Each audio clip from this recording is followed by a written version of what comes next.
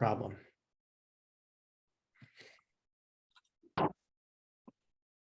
Okay, welcome everybody to the 24th session of Examine Lives, and my first one as a moderator. I feel sad that we had to break the month-to-month streak there. So it's our 25th month since starting, but 24th session, but it's okay. But this is a really interesting topic today, cultural attraction and cultural attraction theory, which is part of cultural evolution, and it's a particular way that focuses on the content of culture. How does the content of culture actually emerge and change over time? Other views of cultural evolution focus more on the transmission and the function of the culture. This is diving deep into the content, and in many ways is familiar. If you're familiar with memes, it feels a lot like memes, but I think it adds a lot to kind of what memetics started over the last couple of decades.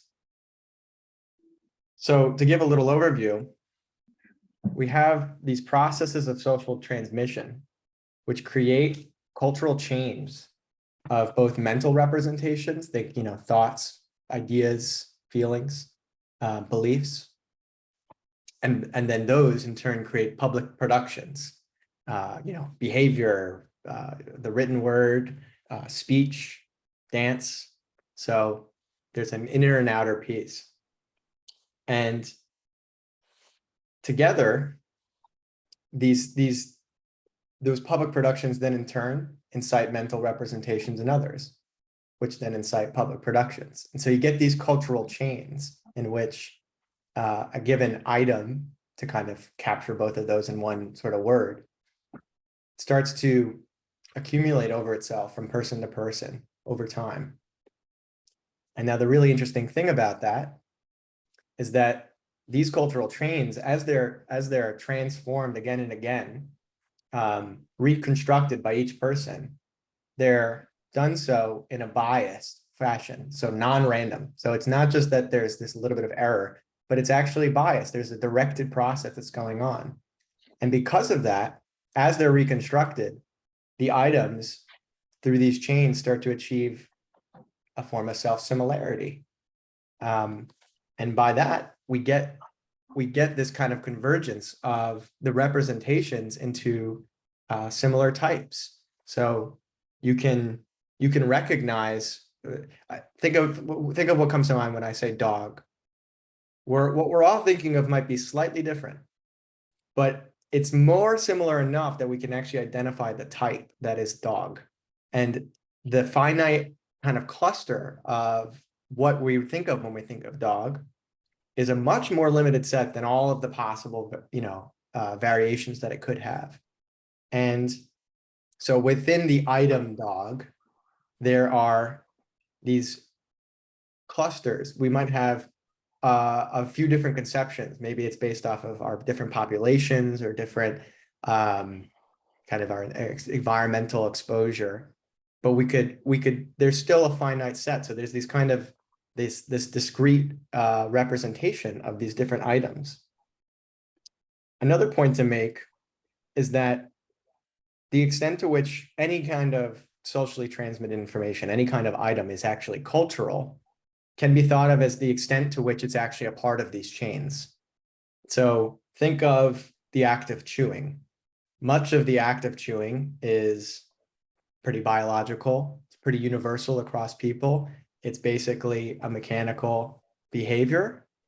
That being said, there are little pieces on the edges there, whether you maybe chew with your mouth open or not, the kind of motion, or there's just little pieces that are kind of cultural because they are connected to chains of transmission that you learn, and you can see how they're affected by those chains. Contrast that with something like saying bon appetit before sitting down to a meal. Highly cultural, highly affiliated, not something that you would ever do if it wasn't transmitted to you. And there's a whole piece around why you do that only can be explained by the chain that it came from. So the ways that these biases work, it's not a great word because it has a sort of negative connotation, but just bias as in non-random. There's a directive piece here. It creates the self-similarity, which creates these cultural attractors. And the biases, there's kind of a matrix here to think of. It could be it could be global or local. So it could be something like a universal preference for direct gaze rather than averted gaze. That's something that humans can all have. Or it can be something local, which is a particular population's preference for something, very, very particular. It could also be psychological or ecological. It could be something, the preference for gaze is something psychological. Something more ecological would be the ingredients in a recipe for stew are going to be based probably around what the ecology is around them. So there's a couple lenses. And then one final point to make here that I think is really important and that to me drives a distinction of what cultural attractor theory is all about compared to kind of memetics as an earlier version of it, I think really, is that this process of transmission, memetics kind of just treats us as vehicles, right? We're just replicating one thing to the next. We're just a mechanism by which the item is shared and replicated again. Any change here is just an error that could be corrected for, and that's really what we would expect if we're thinking in terms of memetics. But actually, think of those factors of attraction, those biases that change the actual character of the item over time through these chains. Our psychology is an enormous piece of that. And our ecology is an enormous piece of that. And how our psychology interprets the ecology. So we're not just vehicles, but we're actually generators of the content itself. We are playing a very important role in this. And it's not just in creating noise. It's changing it. It's responding to what's around us. And so we must, I think, the advance here is to basically think of cultural transmission in terms of that it's always a reconstructive process, not a replication process. I never really do know exactly what you think. I can just observe your public production, infer from that what I think you think. Now I'm thinking something. I produce my own public production. You don't know exactly what I think. And there's always this inference, this reconstruction that's happening. It's not a true replication. And that whole reconstructive process can be very deliberate. We can really think about that as deeply, or we can do it in response to our environment. But the point is that we are not just vehicles, and that in every case, the cultural chain continues through some kind of behavior. These memes aren't just out there existing on their own and just sort of populating the earth. It's people. If you wrote a book and put it down at a table and no human mind ever looked at it again, it would just be ink on paper. It wouldn't have any meaning. So there's always a behavioral element. And I think memetics was kind of framed as a contrast to genetics, in which the information is kind of external to behavior. But for symbolic thought, it always requires a human mind.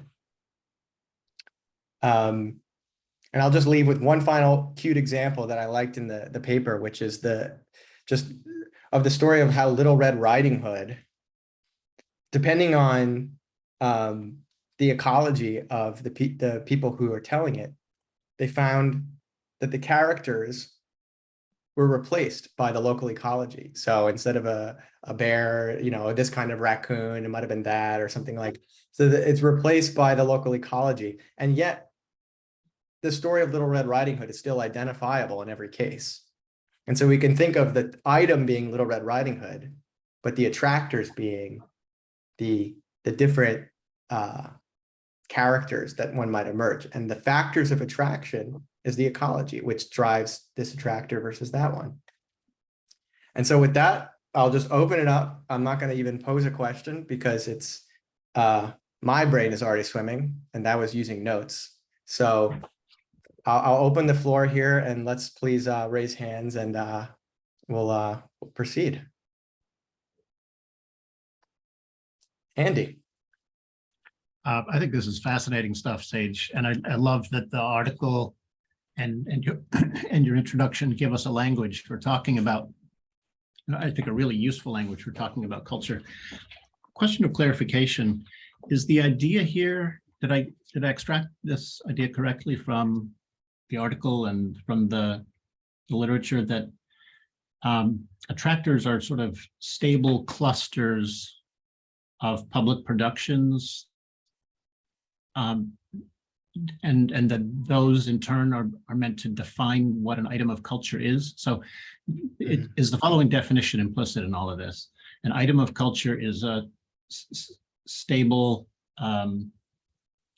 attractor among public productions that can reliably produce mental representations that themselves reliably produce more or similar public productions. Is that the idea?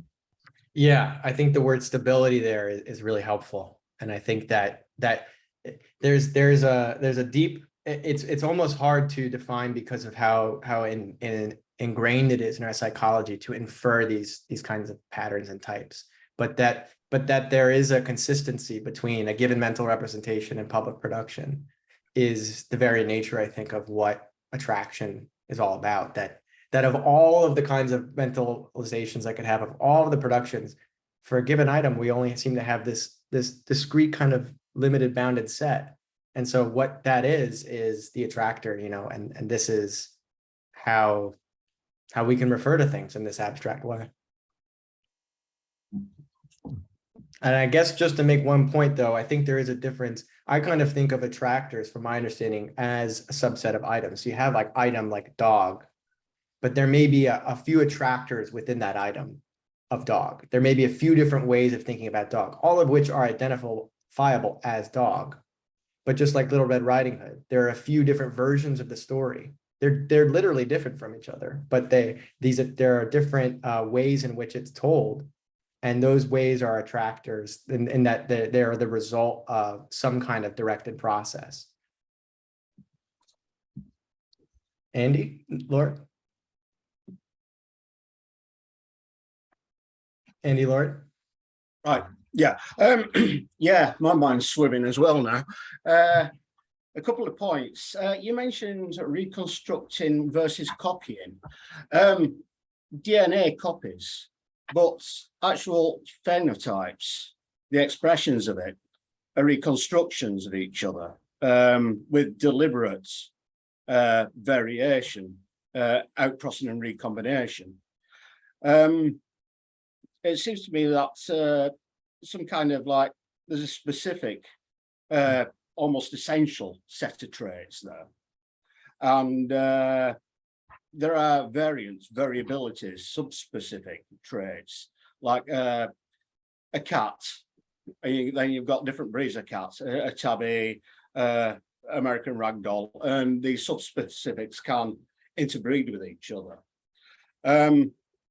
It also reminds me a lot of the narratology stuff, things like prop, looking at the core of a story, and how the core of a story, things like West Side Story, is a variation on Romeo and Juliet, but it can adapt at various loci to fit a new, literally adapted for television or adapted for screen, or and there's one called Moss Side Story, which is set in Manchester, based on the same theme. So there are loci where it is variable, but there are loci of that which are very fixed. The other point I wanted to make is when you mentioned attractors, I was interested in complexity theory for quite some time, still am. And I was thinking of strange attractors in terms of that. But then you mentioned self-similarity, and it got me thinking. To my mind, self-similarity is always meant to mean something like a snowflake or a Romanesco cauliflower, or a fern leaf, which looks the same no matter how closely you look at it. But it seems to me you were using self-similarity in almost a copying sense, the copy is self-similar, or shall I say the reconstruction is self-similar to something original. Now what's running through my mind, and I've got a handle on it, is the idea of temporal self-similarity. In other words, you've got a Romanesco cauliflower, but not in like 3 space or whatever it is, but in terms of time. And I don't know what to do with that yet. But yeah, it is quite mind-blowing. Thank you, Andy. Yeah, that's a really interesting point of the fractal version of self-similarity, and the kind of maybe stability over time that Norman was just referencing. Yeah, let's hold that in the air for a moment, and we'll go to Hank. Hi, great to be here, and thank you so much, Sage, for, yes, my mind is swimming, but also excited. So let's see, what I wanted to, as I was looking at this, a kind of a simple thing came to me, because I'm not that familiar with this field of way of thinking. So I'm saying, what if we taught this at every level of civics to children, all the way from whatever, preschool, nursery, and what would happen? Would that even get through in our American political climate? So that's one, but how profound this is, and how right in front of our noses, and its complexity. And so I'm glad to be introduced to this. The other is, as I got curious in reading, I was looking up under cultural attraction and transmission, the whole notion of what's going on here in the States with this tribe that is called Trumpism. And I couldn't find anything, at least in the small bit of time I spent looking at, from this theoretical conceptual framework, the whole idea of how did that happen over generations or millennia, when we get this type of Trumpism, or not unusual a way of authoritarianism or whatever. So my question is, has anybody come across that and applied to this particular notion? But thank you, folks.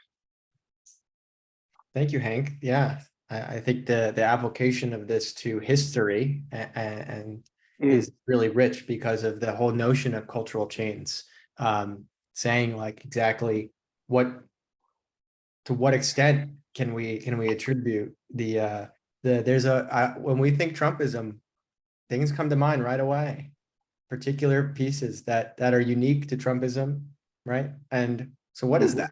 How did those things come to be?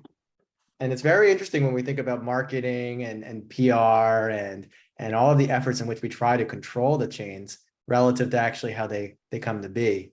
So I think, to my knowledge, I think that outside of cultural attractor theorists, this view isn't being applied that way, but it could be. So thank you. And Steve. Well, I had an observation and a question. The observation was, as I was listening to you, Sage, talk about how this is reconstructive rather than, pure replication. It made me think that the analogy that might work is more epigenetics than genetics. That was one thought that occurred to me.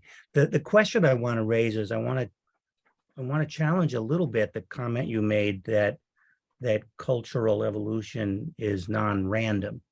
And the reason I want to raise that, you correctly said, I think it's limited by our psychology, essentially our adaptations, I would say, as well as our ecology. But when you think about genetic evolution also has limitations. It's limited by our physiology. As Dan Dennett famously said, no skyhooks.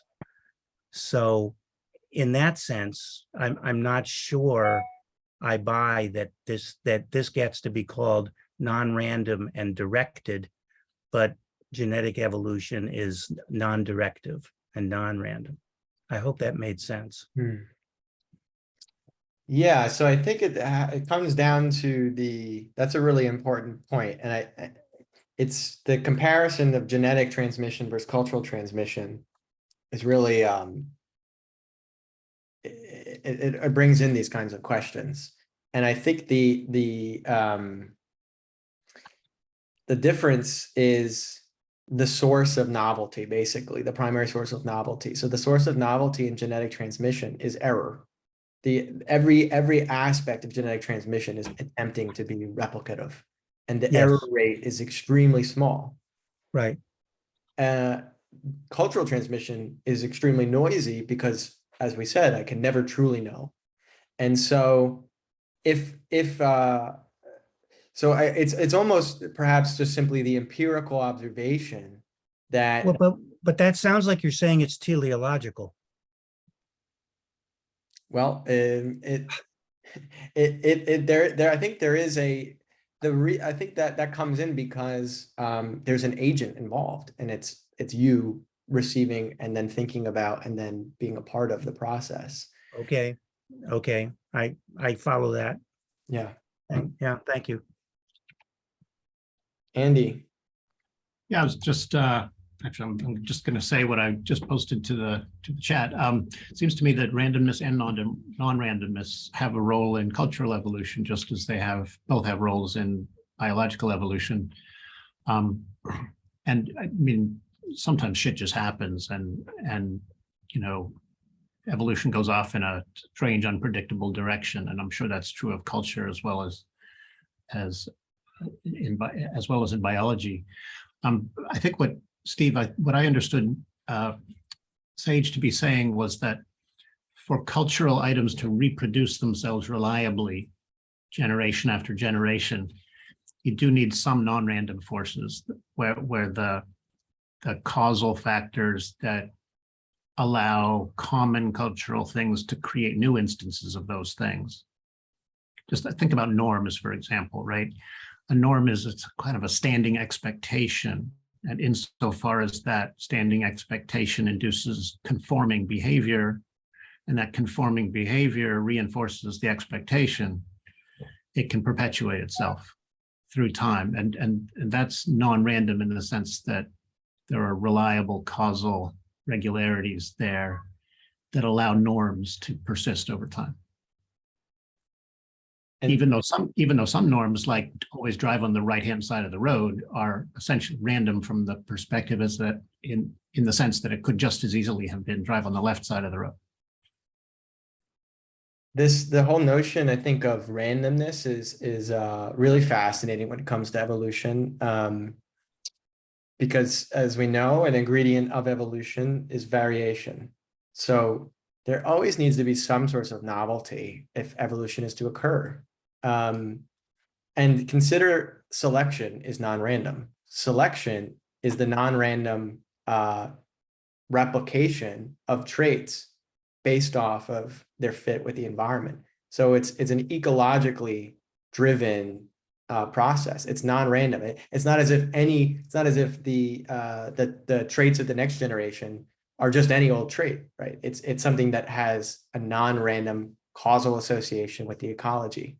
And I think that in cultural transmission, we can just expand that with the psychological element, and that in knowing that we're not just vehicles for replication, but we're actually a participant in the content itself, in that selection, that we create non-random biases that can also result in self-similar and stabilizing traits that may or may not have to do with ecology. It may have to do with all sorts of other things.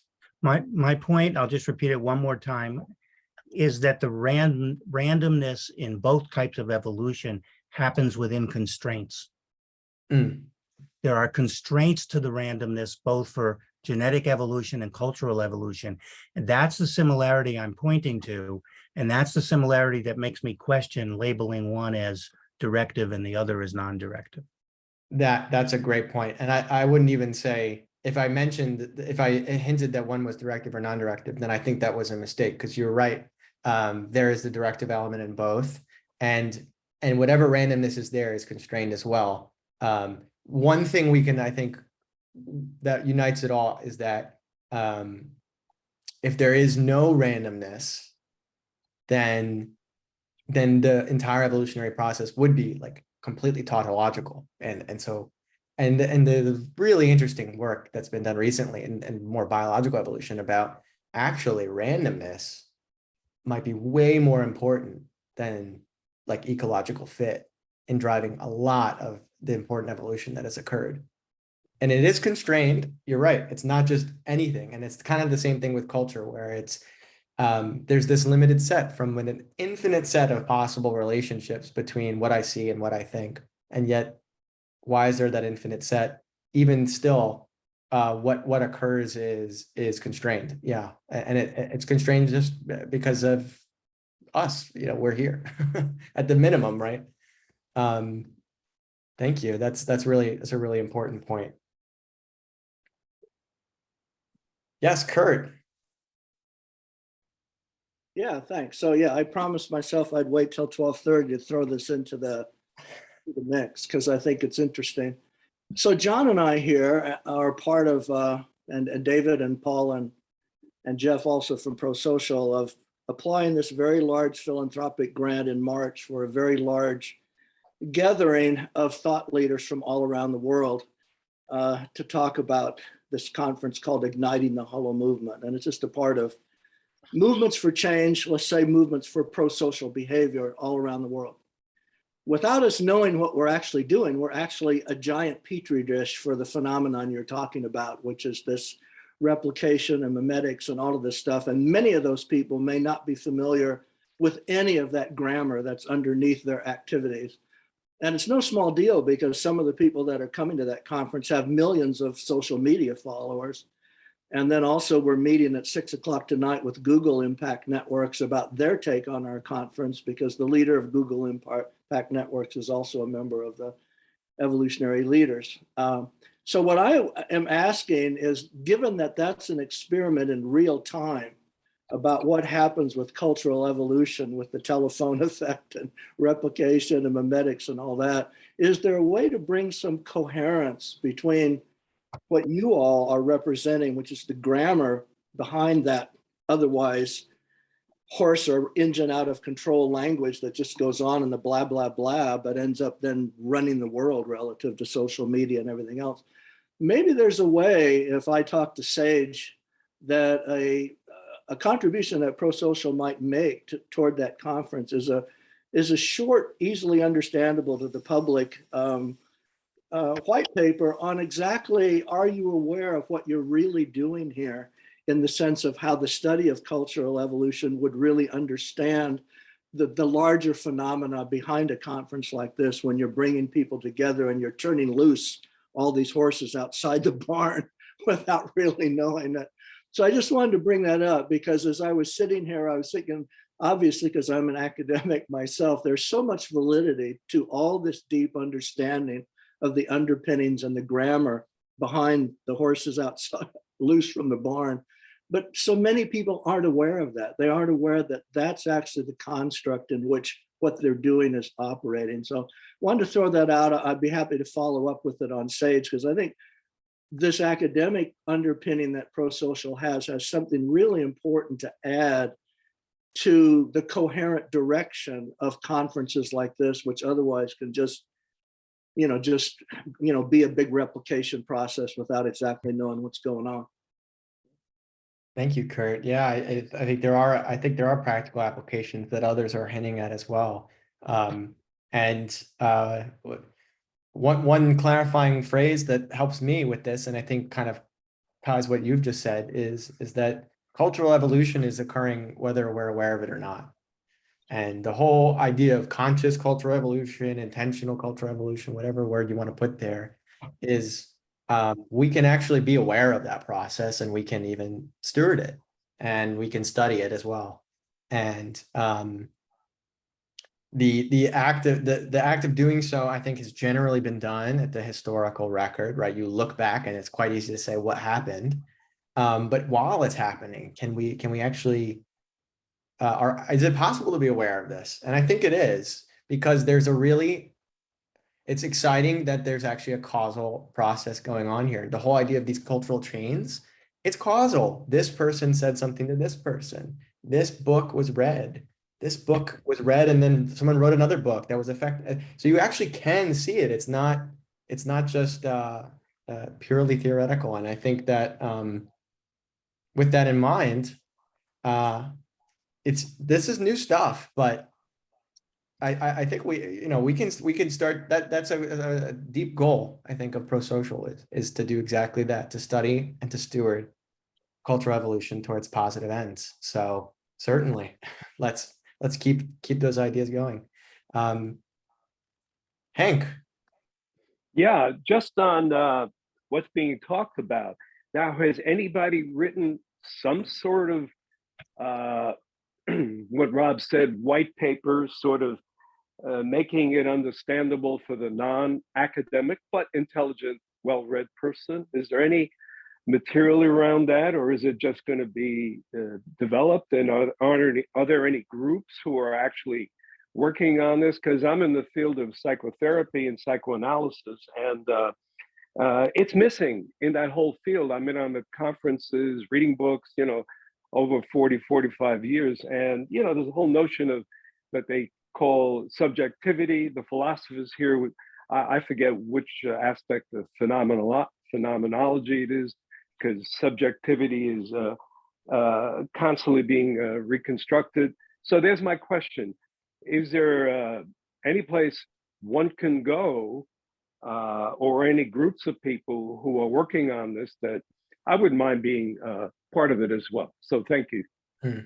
Well, it's come up a couple of times, and I don't know that we have an answer in this group, but I think this sounds like a really nice post-session kind of activity that we can follow up on Hilo, or we have this Google group that we've just started as well.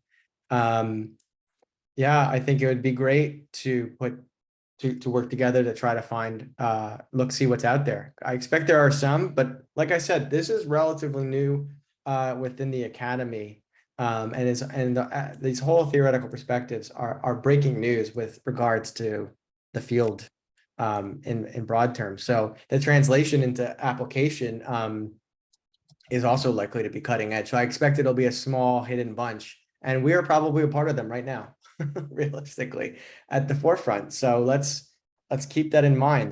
We don't have to wait too long. So let's go to Steve.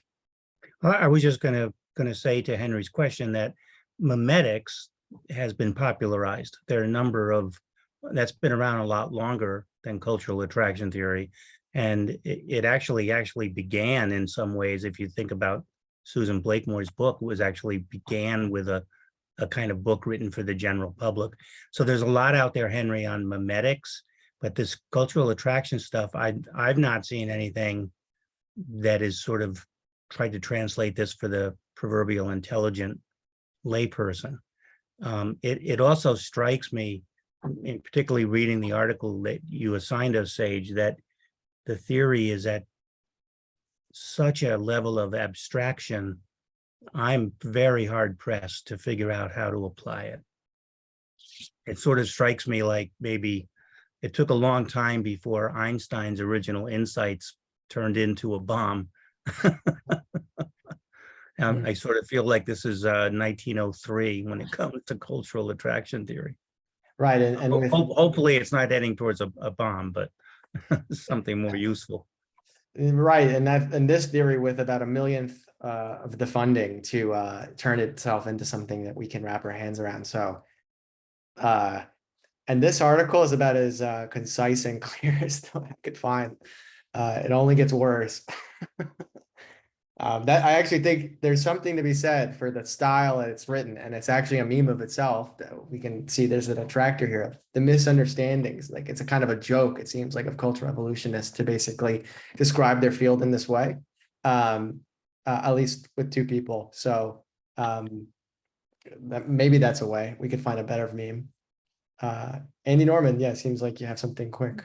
Yeah, I'll be quick, Andy Lord. Yeah, part of what I see going on in the Four Misunderstandings article is is, yes, Steve's right, it's at a high level of abstraction, but the authors are also concerned to address a lot of the theoretical worries about memetics.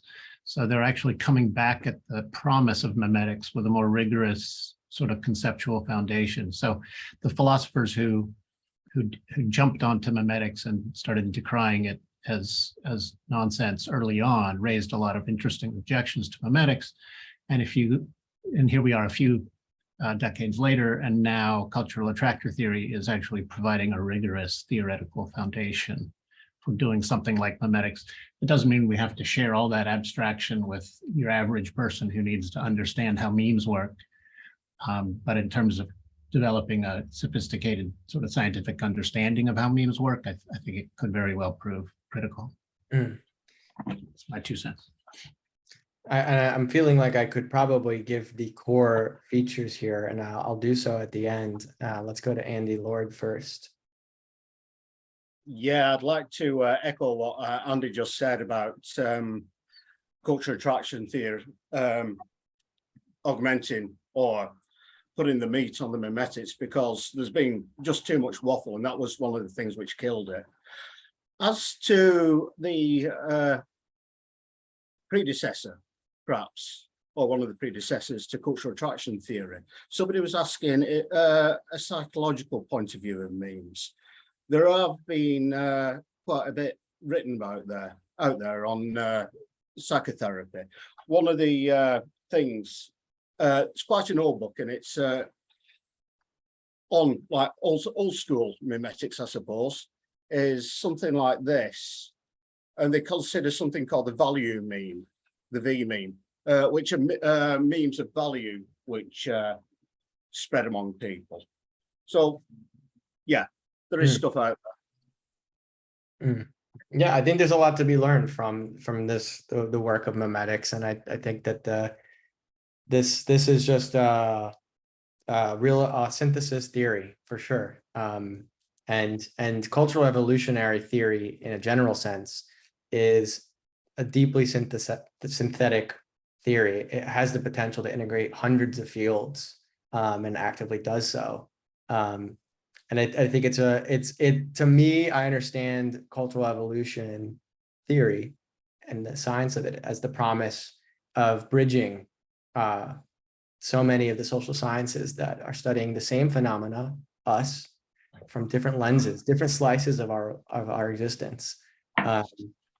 So there's that promise there, and I think we're gonna see that over time. But I think there's a lot already that's been learned that we can pull from. The other Andy.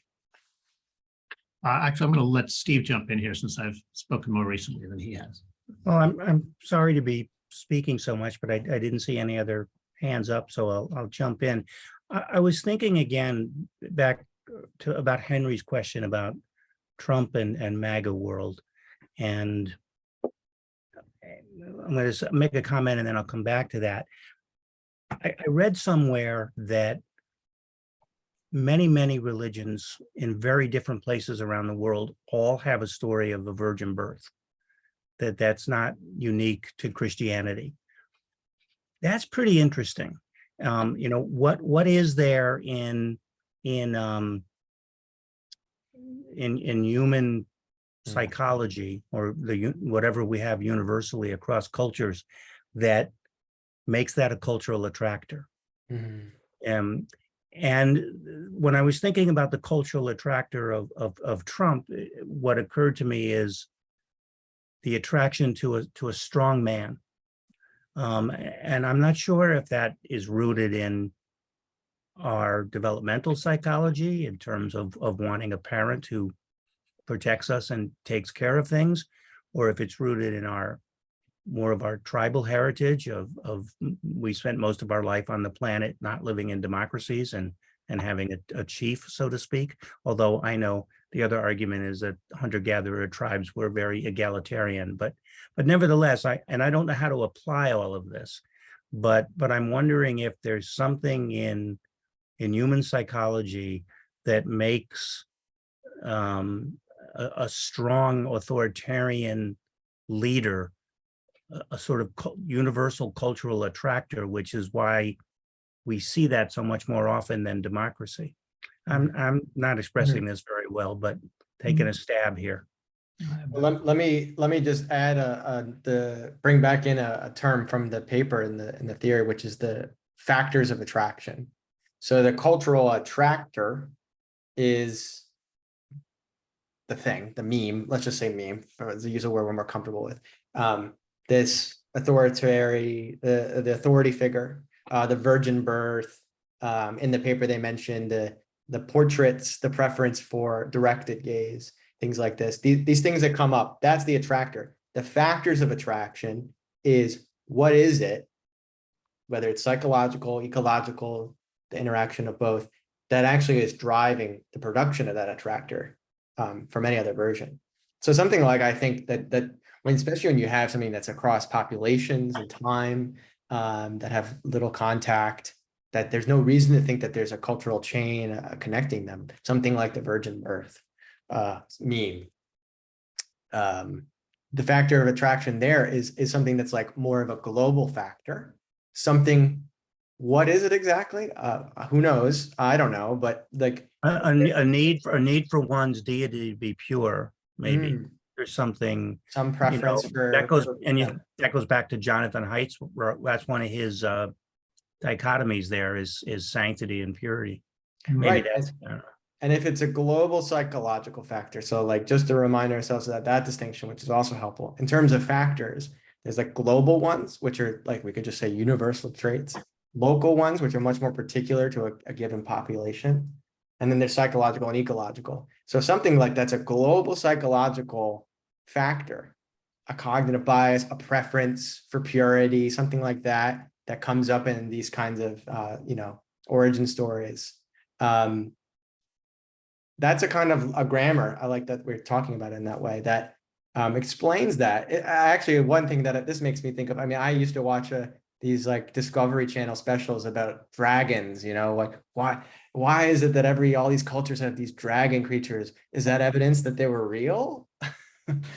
No, it seems to be like it's some sort of perfect amalgamation of everything we're afraid of, perhaps. So there's a perhaps an unfortunate side effect that will take away a lot of the magic of these sort of things. But let's go to Andy. You've been waiting for Norman. I'm waiting for a bit, but I want to get Kathleen in here too. Yeah, so let's go to Kathleen. I know things came and went, and let's just keep going. all right. So yeah, so Sage painted us a nice clear picture early on about what a cultural attractor is, and it involves mental representations that sort of that are causally biased towards certain public performances, public productions, which in turn are reliably correlated with new mental representations, possibly in other minds. And that raises the question of which of the following things best defines item of culture? The mental representation? Presumably not, because they're kind of private. Culture is public. The public productions, yeah, that's quite likely. I mean, insofar as Romanesque architecture continually inspires new instances of Romanesque architecture, it's the public productions that are well thought of as the items of culture. But you could also think of the attractors themselves, meaning the entire feedback loop that has a kind of gravitational attraction to it as the item of culture. Now, if we let's take the public production one as the defining feature. I think I want to raise a philosophical objection to that definition of item of culture. So here's a little causal story. At a certain point, my wife and I decided we wanted to become parents. This led to certain behaviors which will remain unnamed, but it resulted ultimately in our having children. And the existence of our children, who are out there charming everybody, at least in some cases, inspires other people to become parents themselves. All right, now that fits the definition of a cultural attractor, and on that story, my kids themselves would be the public productions, which would make them items of culture. but that can't be right. So the definition is too broad. Well, let me remind that something is more or less cultural to the extent to which it's connected to a chain, cultural chain. So, Okay, you've just salvaged it successfully. Nice reply. Okay. And let's go to, and one more point on that too, just what trips us up is it's this business of categories of labeling, what's the item, where is it? I think the raw essence that you're looking for, is it in the mind? Is it in the, something we can see, something we make? They use this word token, which is like a particular instance. So token, it could be any of those things. The type, the attractor, is inferred from a collection of tokens. Just stand around and watch a bunch of people do stuff, right? All sorts of items are appearing, and you might notice that some of them seem similar to each other. Oh, there's an attractor, there's the type, but it's inferred, not deduced. Not something not something we just assert ahead of time. So I think that's important too. Thanks, Andy. That's great. Let's go to Kathleen. Please join us. Well, I would have to backtrack. I had a response. This is hard because there's drilling going on, but the strong leader thing reminded me of an article I read. John Haidt was one of the co-authors, and it was about the origins of awe and the sublime, which is really interesting to me because I studied with the French philosopher Jean-Luc Nancy on the sublime, and boy, we had nothing to do with biology, I can tell you that. But this article was suggesting that, if you have a strong leader, you have to be a little bit afraid of your leader, and it feels better to respect and be in awe of a leader than to be afraid. And it also helped you avoid doing something that could, get the leader mad at you. And so the people's need for an identity, I think it's very sharpened in an atomized culture like our own. They're feeling very alone. They want to feel tribal, right? And then if they feel like it's either be together with a fascist or be alone with nobody. Anyway, I think I've spoken enough. I tried. The drilling is really too hard. Thank you, Kathleen. Andy Lord. Yeah, all this talk that about religion and stories and stuff like that, I've somehow wandered back into reading about Carl Jung and his collective unconscious ideas again, and I started thinking about these things as being mimetic, but they're not mimetic at the same time. They seem to have some kind of more evolutionary psychology, anatomical almost elements to them. I'm just wondering if the Jungian archetypes do fit the cultural attractors concept quite nicely. And it's one of those things I'm going to occupy me for a bit. Kathleen, I can't tell if you have a hand up anew or if it's from before. Okay, from before. Okay, I'm just gonna know we have 8 minutes left and we can keep the conversation going to the end of the hour. But to the best of your ability while this is going, I'm posting a link here for a few topics with which we can vote on. Feel free to vote on as many as you like. Less than 3 would be preferable, as Andy has taught us. So there's a few choices there, one of which, a couple of which were from before, and one was which suggested by Steve. I'll just pause a moment. Maybe we could just go over those, but I don't want to cut the conversation short. So I'll keep the space open, and I'm doing this on the side. I know it's a little bit of multitasking, but this way we don't have to lose time for the conversation besides what I'm saying right now. So back to the topic at hand.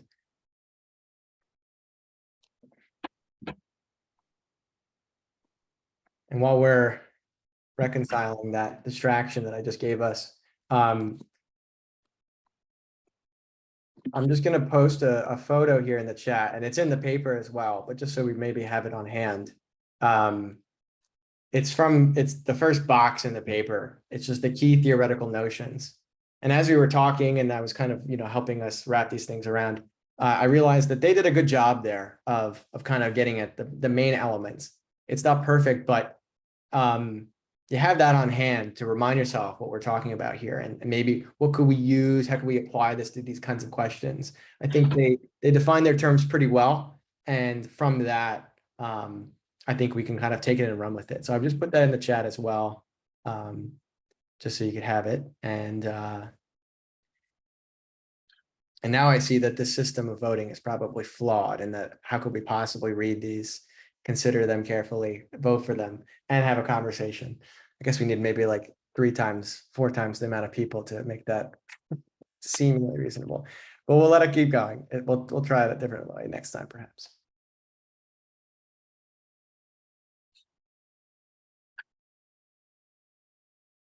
It's too bad Joe Velikovsky isn't with us. His work on cultural evolution is right. Actually, Right. he shared his regrets in not being able to attend, and in his honor, I know he'll be watching. He has done a lot of thinking of this kind of sort, and I think capturing sort of all of that, everything that's come before cultural attractor theory, that is trying to synthesize. He wrote a whole blog post about today's topic. And I'm just going to put the link there. So I think it's really helpful actually to track some of the history of how these ideas sort of came to be. Well, one of the things Joe does in his work is argue that evolutionary processes occur at many, many, many different levels simultaneously, and that similar evolutionary algorithms are at work at many of them, which means that I suspect that this language of cultural attractors, it's fairly abstract necessarily, because it's trying to encompass all different elements of culture. But if you tried to actually make that even more general in the way that Joe is trying to do, and try to understand how these mechanisms work at many different levels, my guess is that you'd actually come up with something even more general, more abstract, and even more widely applicable. It could well be the case that the concept of attractors, for example, applies at many different levels of selection. I'm just remembering now, there was actually, I caught a thread in the chat about prediction and evolution. And I'll just want to make one note on that, because I think when especially now that we seem to be keen on how can we use this to understand what's happening right around us, and maybe be a part of it a little more intentionally and informed. The idea of prediction. Well, let me start it a different way. It just has to do with complexity and uncertainty, and those two things are together. So when we're saying randomness, that's another way of saying uncertainty. There's always going to be some part of the system at hand that that we cannot predict, because fundamentally what's going to happen is probabilistic in nature. So it's not determined ahead of time. It means it could happen this way, it could happen that way.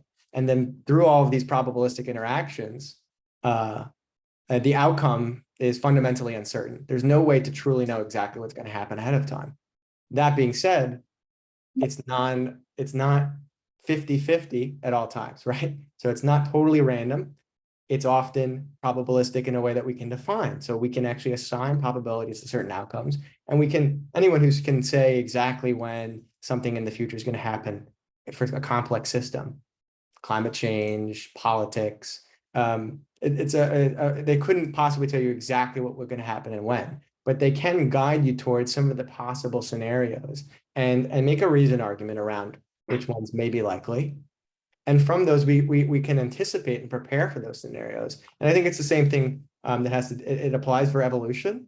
We don't exactly know what the environment's going to be, or what interactions, or there's all sorts of uncertainty and baked in the system. But there's enough there that does allow us to predict. And certain systems have a lot less uncertainty than others. So Darwin's finches, are a great example of a system in which evolution is extremely predictive because the uncertainty is quite low. And so in that example, you have the sizes of the finch beaks in relation to drought the year before. And that's going to change the size of the seeds that are, being produced the most. And so then you can actually predict to the inch of the size of the beak they're going to have of which one is going to emerge because of the seeds that are expected. And that's because that system doesn't have a lot of uncertainty. So the error is small.